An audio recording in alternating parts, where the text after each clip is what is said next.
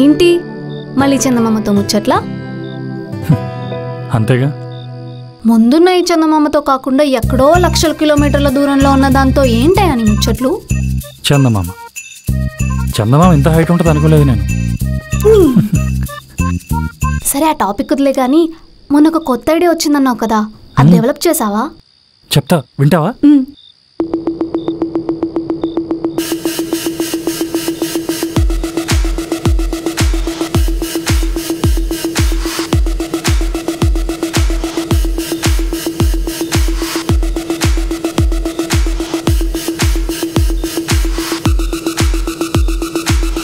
అలా cinema end అయిపోతే